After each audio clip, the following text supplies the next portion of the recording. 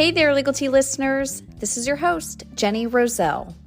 We are back to the celebrity estate planning topic, and for today's episode, we are going to dive into what happened following the death of David Bowie. Now, before I dive in, this reminds me of something a little random. I saw on Twitter, or I guess it's called X now, the other day about someone that also does a podcast. He actually happens to be an attorney as well. And he had tweeted that he said he just did not really care about his subscriber count on his podcast or the number of listens, etc. And that even though it's kind of marketing 101 to make sure there's, return on investment of time, that he's just okay with not tracking the metrics of his podcast. I saw that and I can totally relate. We are 123 episodes in.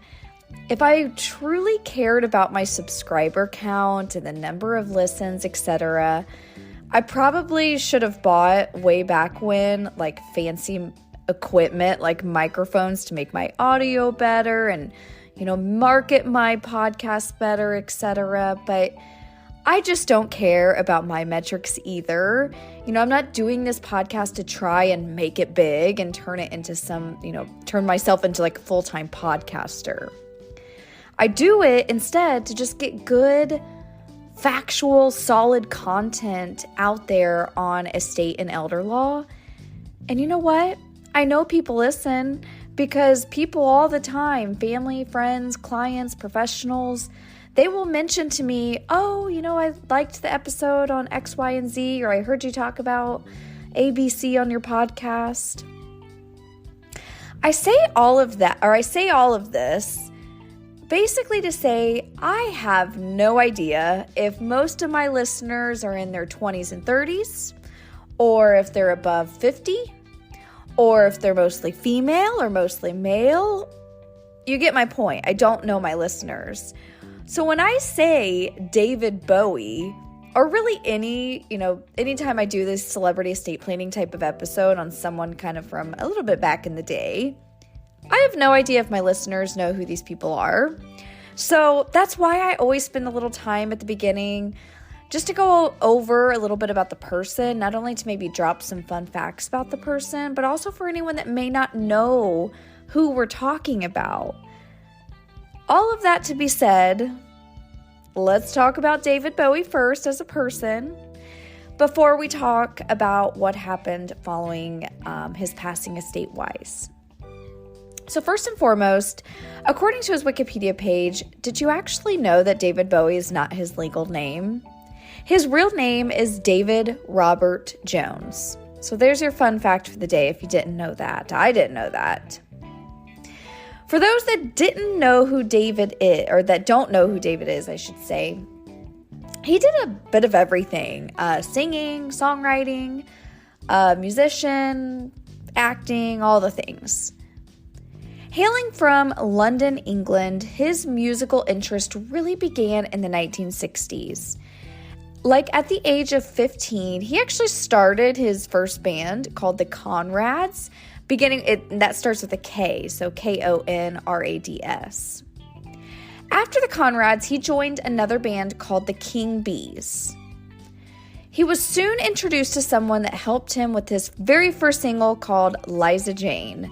But that single was not successful, my friends.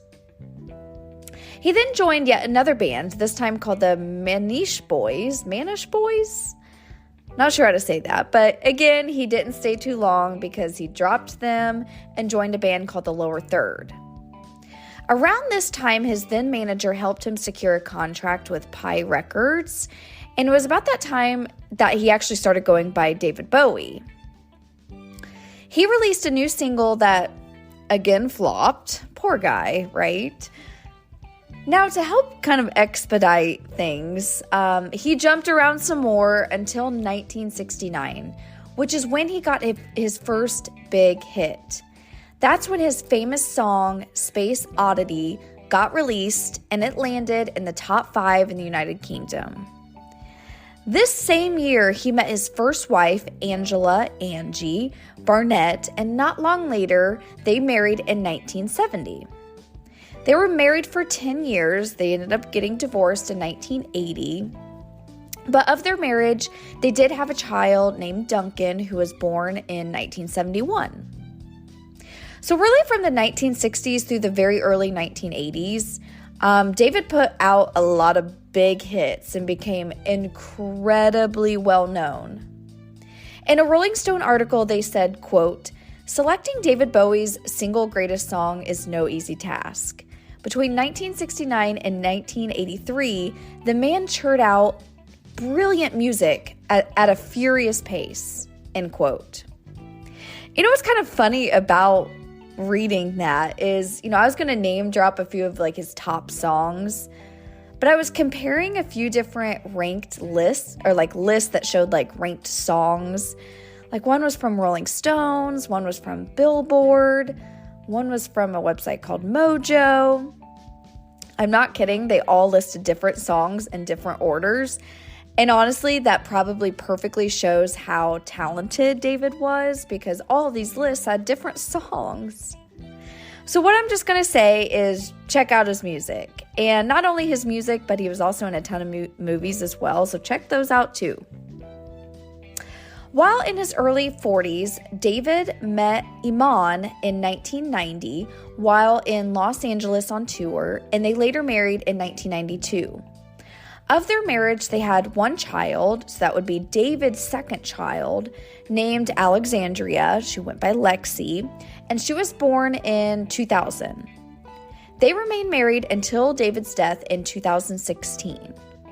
Unfortunately, David passed away in January of 2016 from liver cancer. According to his Wikipedia page, he was diagnosed with it 18 months prior to his death, but kept the diagnosis private. So following his passing, an estate plan was indeed located.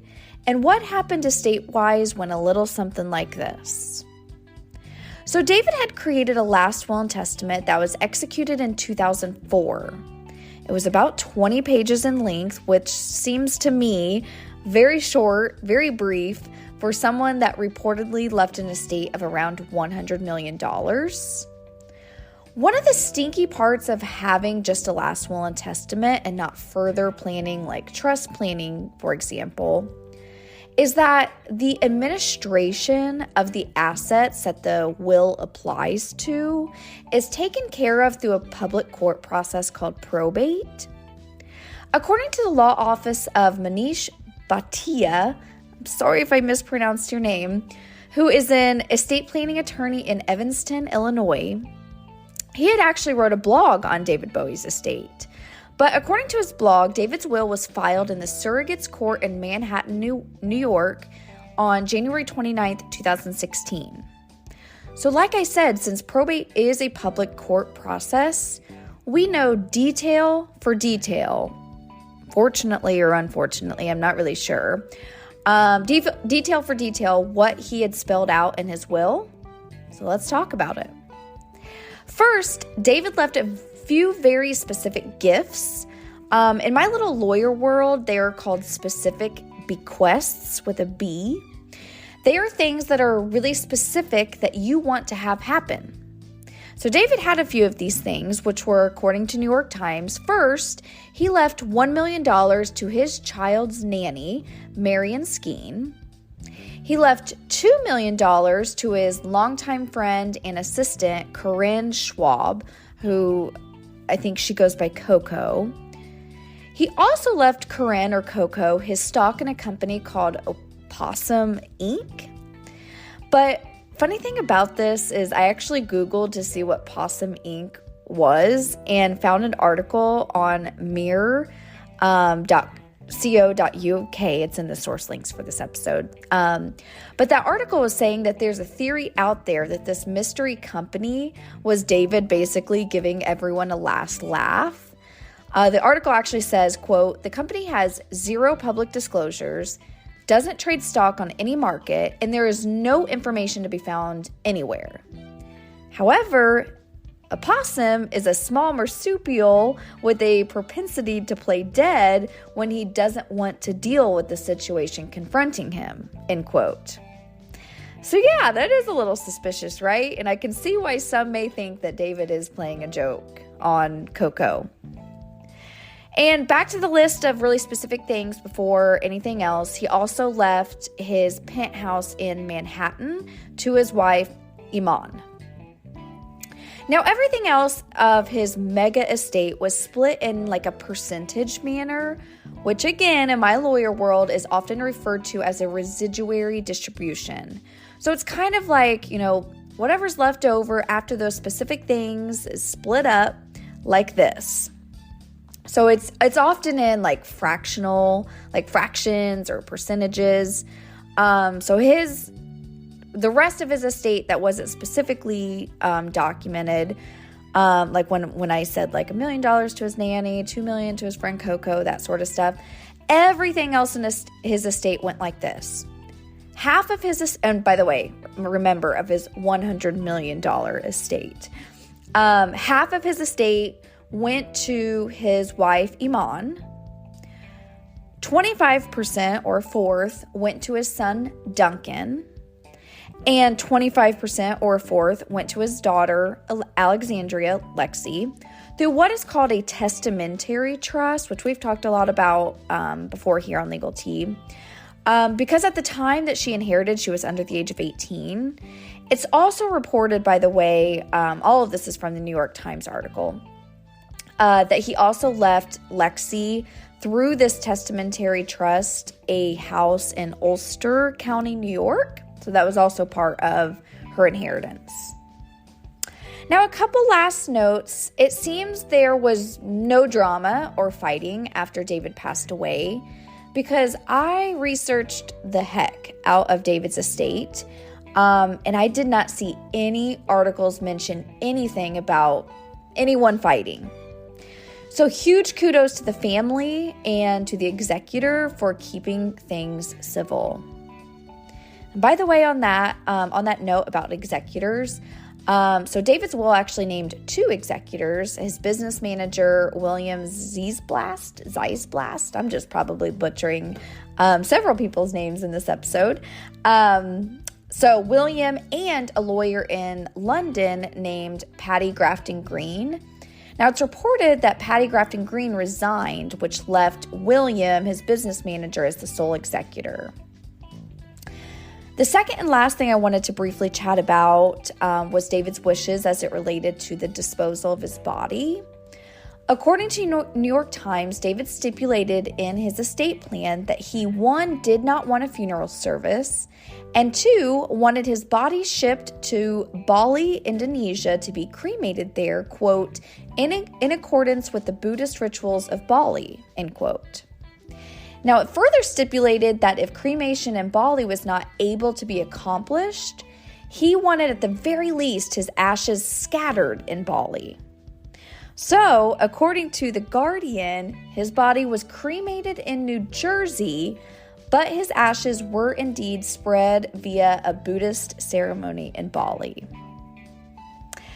As we start winding this episode up, it's really refreshing to see an estate play out well, play out without drama and fighting, play out exactly as the person who passed away called for. Even as far as his body disposal, right? It appears things went totally according to David's plan, and that makes my little estate planning attorney heart so happy. So, as we head into the holiday season, remember this episode, remember David Bowie, remember the gift he gave to his family of not only leaving an estate plan, but also the gift his family ultimately gave to each other of fulfilling David's wishes and doing so without any kind of drama or fighting. Alrighty, I think we're ready to wrap this episode up. Next week, we are back to a cautionary tale episode where we talk about real life clients, real life cases that I or my office have actually worked on. always good stuff on those episodes. So next week, we are going to talk about a client I recently helped who's actually pretty young.